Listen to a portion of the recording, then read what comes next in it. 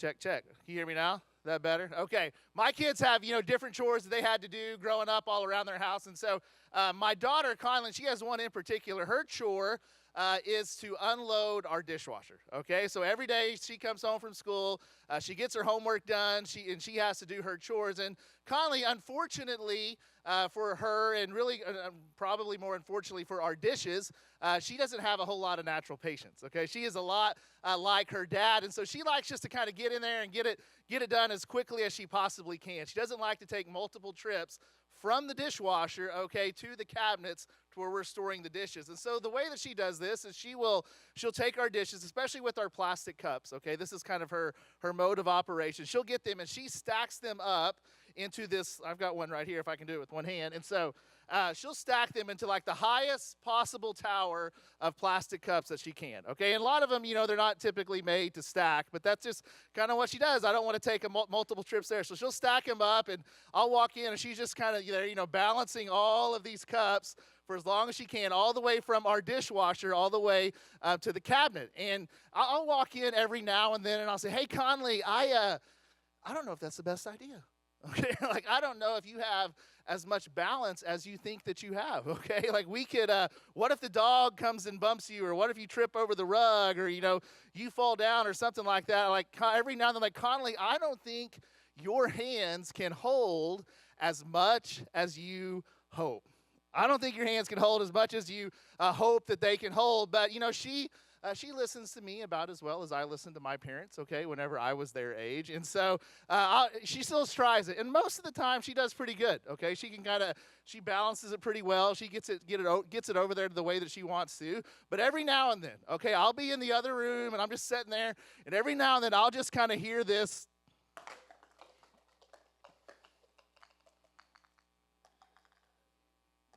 There we go. And let's get them all down. I will definitely trip. And so I don't even have to get up to see what happened. I know. She tried to carry the cups over there all in one tower again, and I don't even have to check. I know what happened. Conley, she tried to do it again, and again, she discovered that her hands can't hold as much as she had hoped.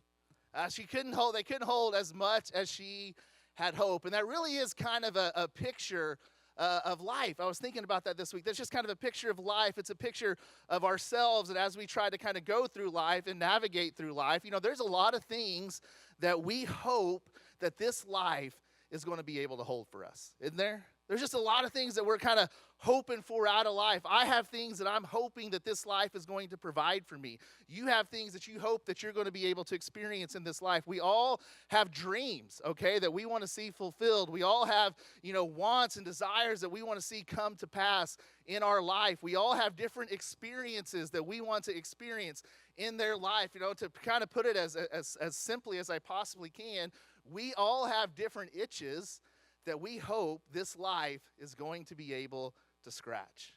It's true for all of us, okay? We have things that we long for, that we want out of this life. The question that we have to ask ourselves, and really the question that the book of Ecclesiastes is going to try to help us answer is, hey, can life do that?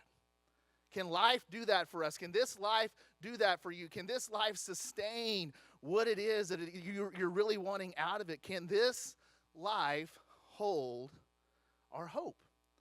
The things that we're hoping to gain and experience out of this life, can this life hold those? In the book of Ecclesiastes, okay, it's uniquely positioned to answer that very question. And a lot of that is because of who wrote the book of Ecclesiastes, okay? It was written, I'm not sure some of you may know this, it was written by a man by the name of King Solomon. And King Solomon, he was the king of Israel at the height of its power.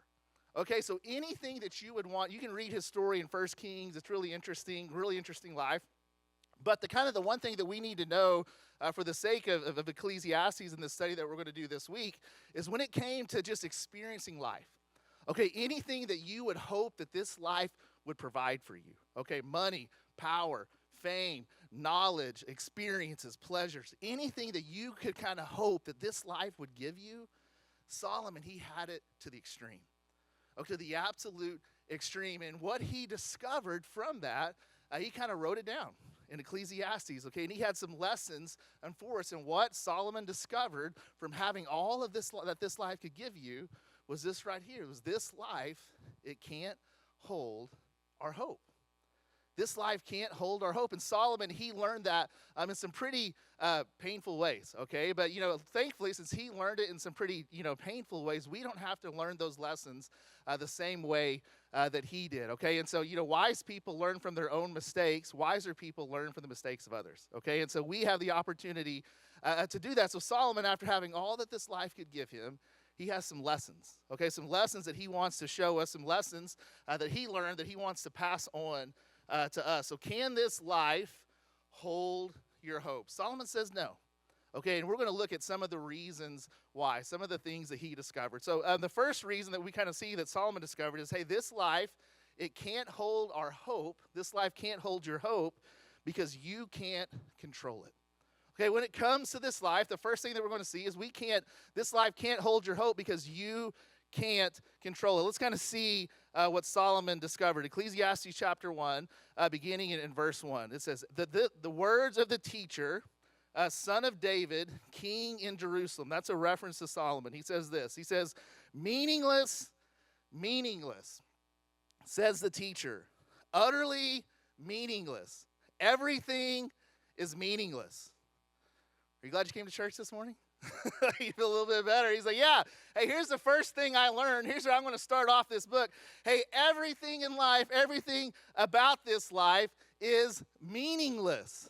Okay, now some of you may have a translation of the Bible that says the word vanity or futility, and it's actually a pretty difficult word to kind of translate, is why we see a couple different words that it's used there.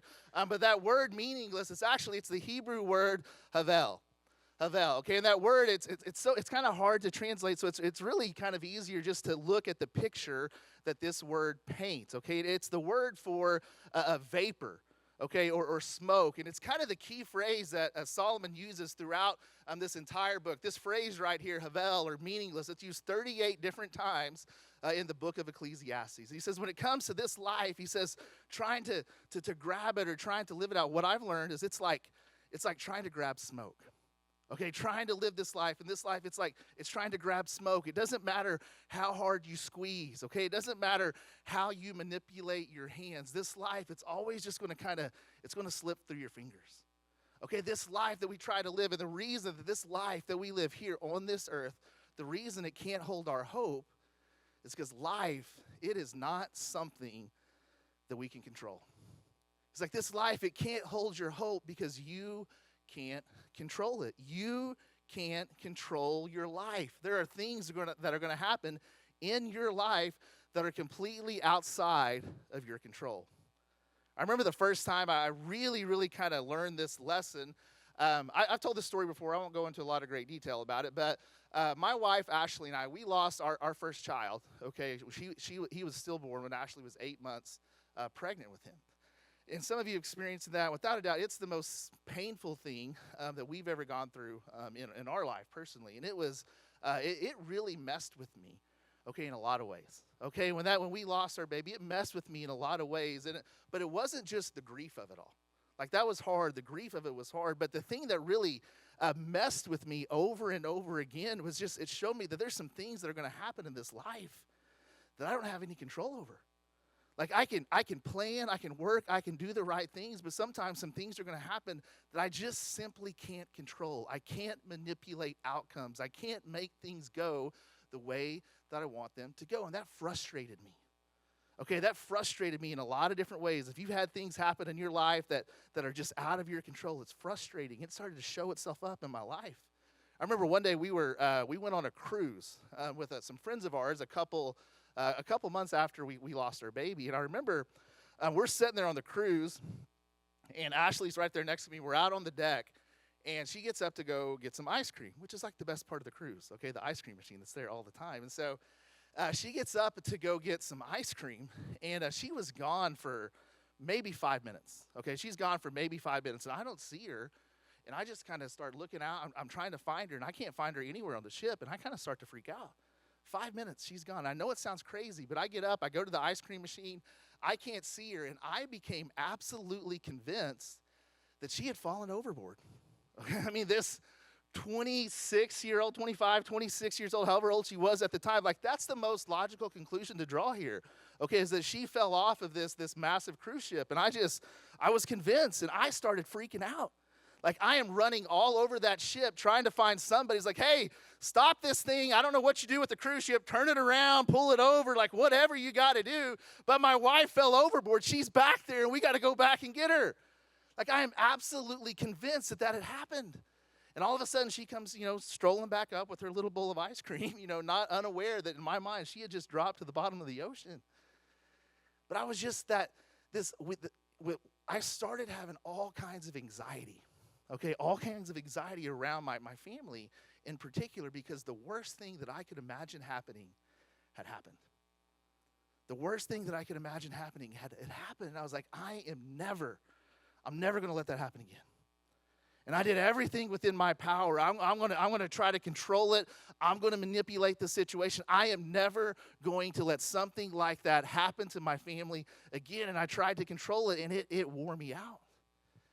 And eventually I just realized that I couldn't do it. I remember one time I was sitting talking with a counselor, and he just said, Bryan, you can't protect your family. I'm like hell, I can't. Like I can do this. Just watch me. But he was right. He was right. And if I spent my life, and for me to be able to, for this life to matter and to work for me, if I had to have some sense of control over it, I was going to spend my whole life just trying to grab smoke. Just trying to grab smoke. Listen, this life, it can't hold our hope. It can't support us because you can't control it. You can't control your life. You can't control outcomes. We want life to be a math problem. It's like, okay, I do these certain things. It's predictable. I know what's going to happen. But that's not the way that life works. No matter what you do, no matter how hard you work, no matter how much you plan, no matter how much you worry, there are some things in your life that are going to happen that just don't make sense. And Solomon says it's meaningless. It's meaningless to try. This life, it can't hold your hope. Listen, because you can't trust it. You can't control it.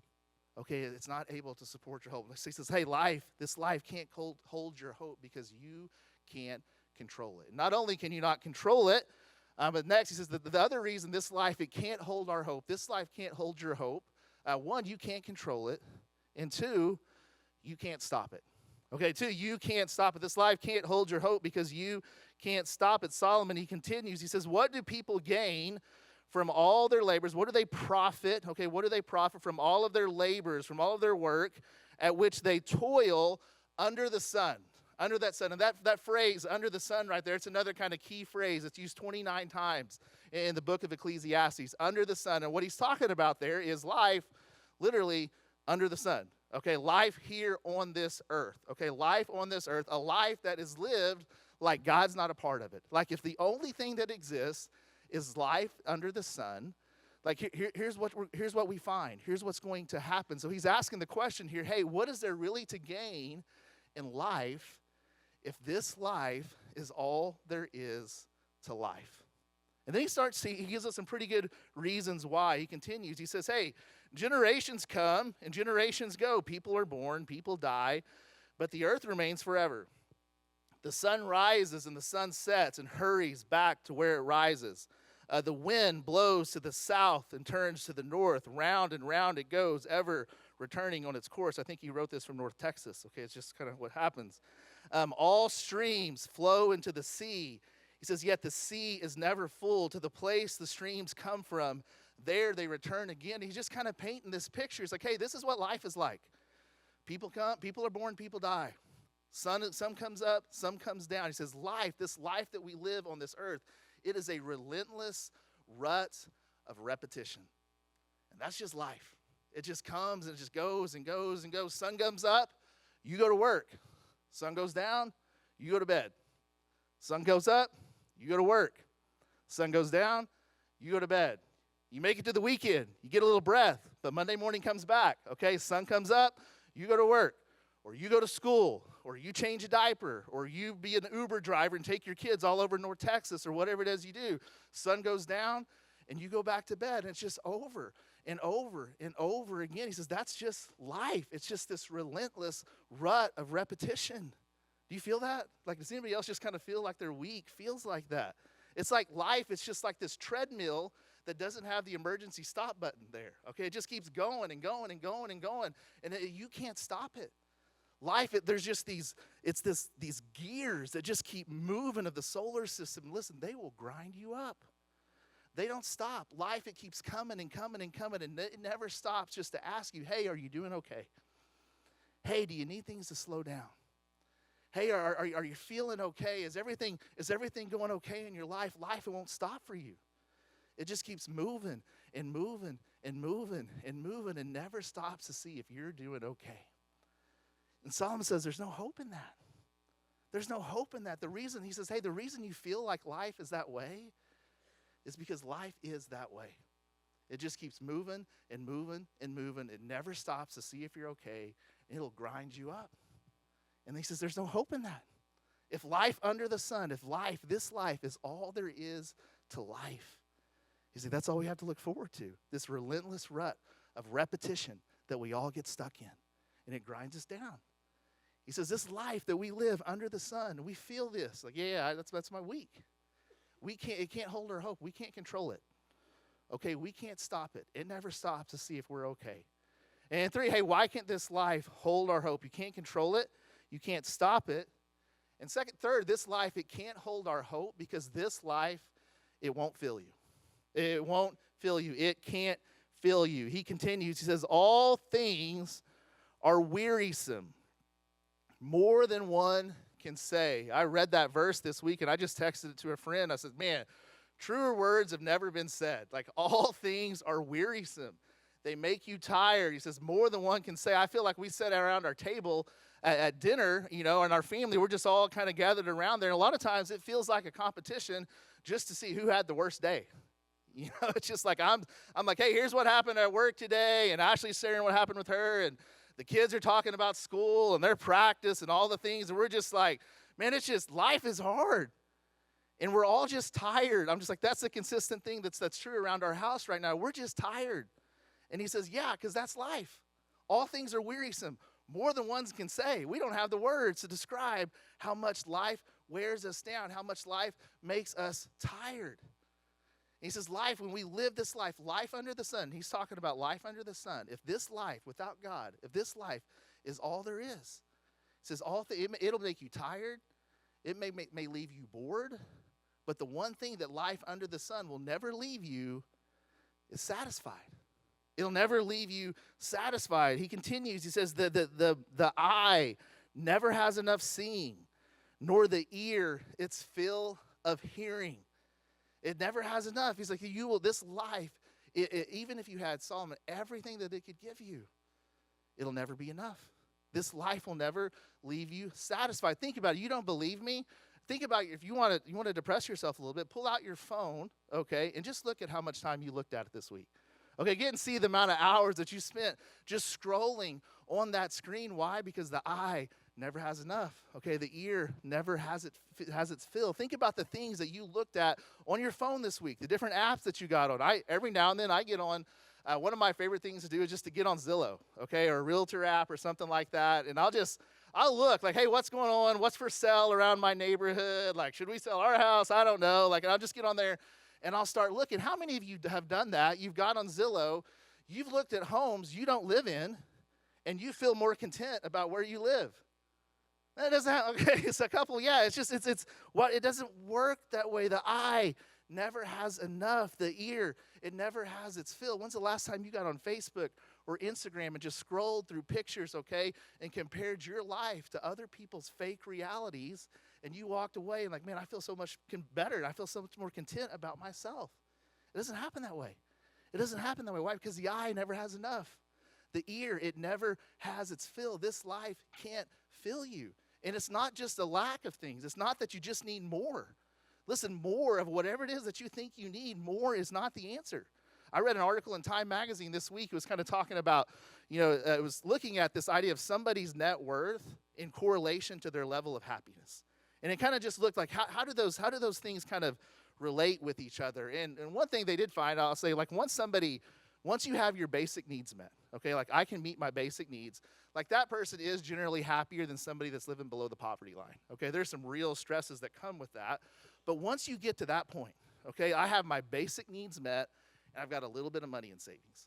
What they found was there was no correlation between somebody's level of happiness, no matter how much higher they went. But so someone's net worth and their level of happiness, there was no correlation there. In fact, they found the opposite. Okay, in fact, there were higher rates of depression, and the suicide rate was higher among the wealthy. The more you got, the more stressful and depressing life seems to be. Why? Because your issue isn't more. The eye never has enough. The ear never has its full. Solomon, who had more, whatever it is that you think you need more of, more money, more time, more experiences, more recognition, more whatever that more is for you, Solomon, who had more than we will ever have, says that's not it. That's not it. Okay, because this life, your eyes will never have its full. The ears will never be full. This life, it can't fill you. Because that this life, it can't hold our hope. It can't hold our hope. You can't control it. It won't stop for you. It won't fill you. And finally, this life can't hold your hope because you can't leave it behind. Or really, this life will forget you. This life is going to forget you. He continues, verse 9, he says, what has been will be again.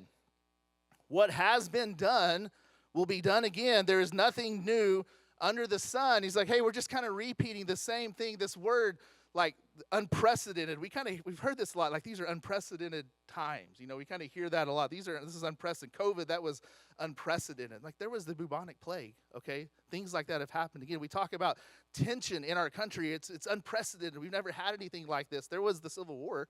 Okay, like there has been like these, it's just these things that happen over and over and over again. He says, that's just life. It kind of goes through. Is there anything, there's nothing new. He says, is there anything of which one can say, look, this is something new. It was here already long ago. It was here before our time. In this verse, it's the final kind of gut punch. He says, no one remembers the former generations, and even those yet to come will not be remembered by those who follow them. Solomon says, hey, there's nothing really new.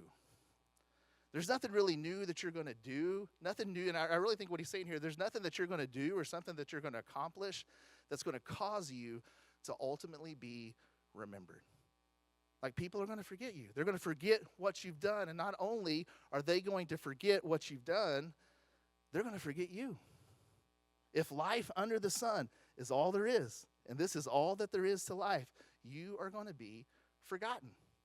And that's what this life has for you. We have this longing for things that are permanent, things that last. We can see it in our, like what we call things, you know, like permanent markers. You know, we're not really permanent. You know, there's magic erasers. We can get rid of those. You know, it's like super glue. You know, it's not that super, or my hands would be permanently stuck together. Okay, they can actually come apart. A perm. Anybody? Not permanent. No, it's supposed to be permanent. Thank God it's not permanent. That kind of came out. And so there's just things that we think that we have this longing for permanent, for something that's gonna last forever. But listen, diamonds aren't forever. That name you wrote in the concrete in the 7th grade isn't forever. We have this longing for things that will last, for a life that will last, for a name that will last. And this life, it can't give it to you. It's like you're going to be forgotten. You're going to be forgotten. Not even, this life can't even give a memory of you. I've done this before. How many, just raise your hand right now if you can tell me the name, first and last name, of all 8 of your great-grandparents. Raise your hand. I've shared this illustration probably 12 times, and I still haven't gone back to learn the name, okay, of my great-grandparents. And think about that.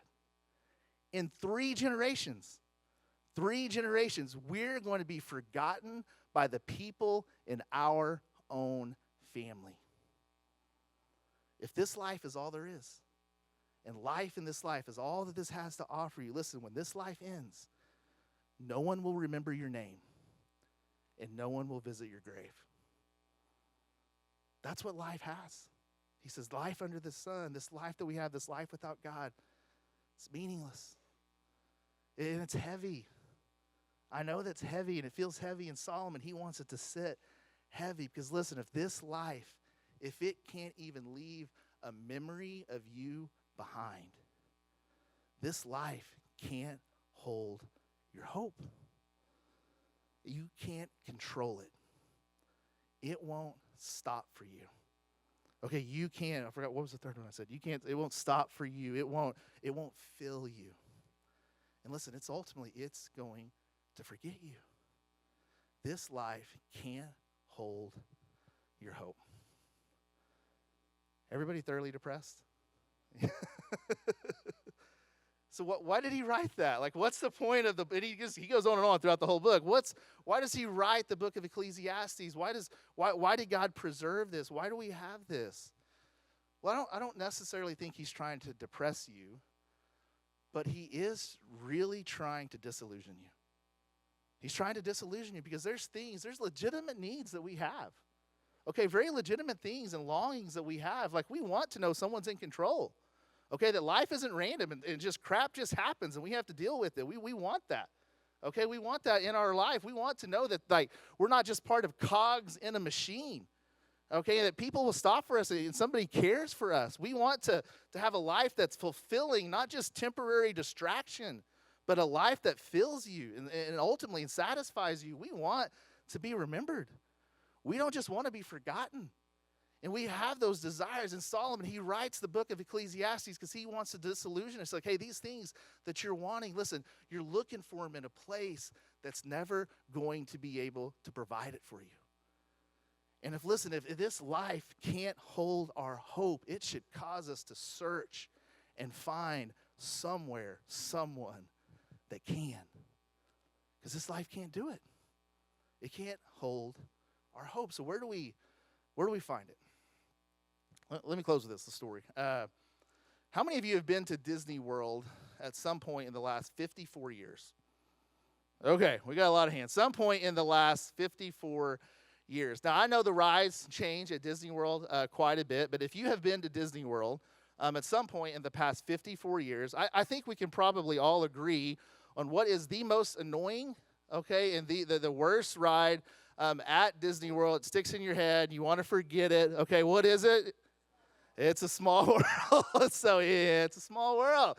I mean, I remember we took our kids to Disney in 2019, and we rode the Small World ride, okay? And just in case you were unfamiliar with the Small World ride, you get in this raft in this boat, and you just kind of float around in this, like, room, and you go to these different rooms that represent different parts of our world, and there are different creepy children, like robotic children, dressed in all of these different clothes, and they're all just singing the same song. It's a small world after all.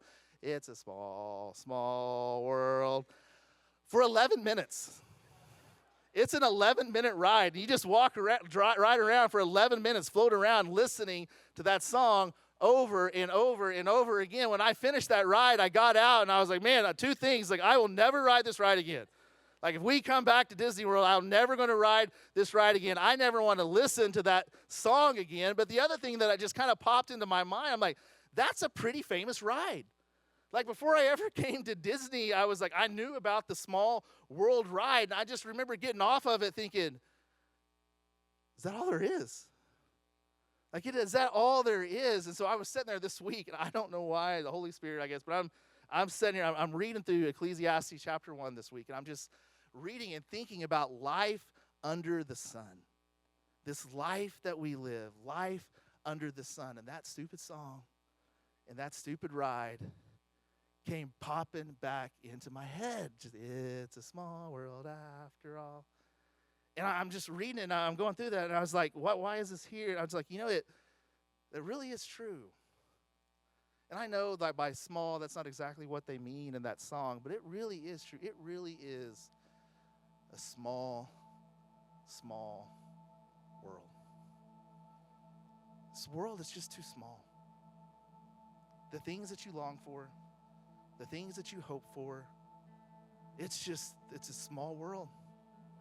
It's too small to give it to you. It's too small to meet those deepest desires and longings that we have in our heart. It's a small, small world, and we try, and Solomon, he wants to disillusion us from that, because when we try to find it there in this life, you're going to end up anxious because you're going to realize it's like catching smoke.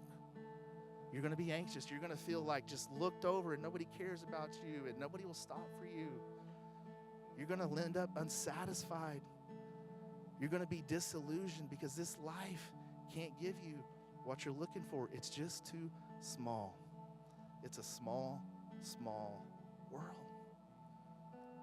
But the other thing that kind of popped into my mind is, just unlike that ride, I got off that ride and I was like, man, this is like, what was the point? Like there's got to be more than this. That's true about, and there wasn't anything more about that ride. Like they can't be, this is all there is.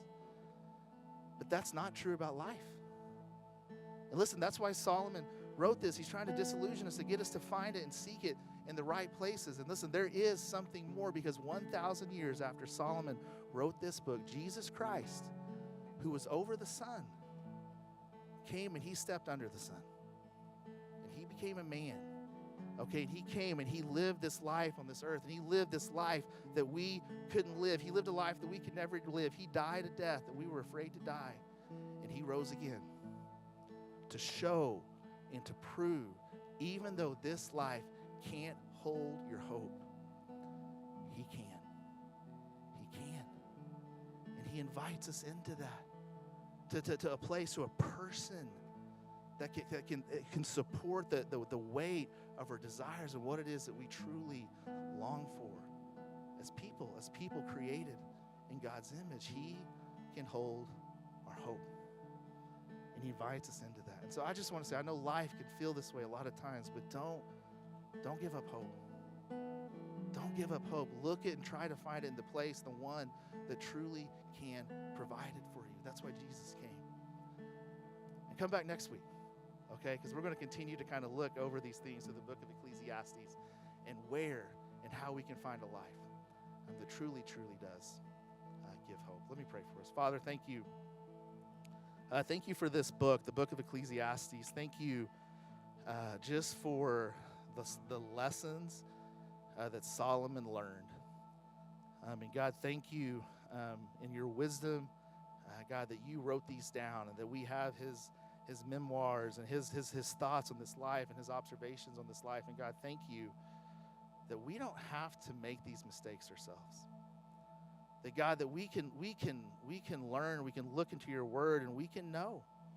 And God, you've shown us what this life will really provide. And God, I pray for a healthy disillusionment about life in all of us. I pray that would drive us not to despair, but Jesus, that would drive us to you and to find in you what this life can't provide. And Jesus, to find in you what only you can give, that you are the one who can hold our hope. We love you, and we thank you for that. And we pray all of this in your name.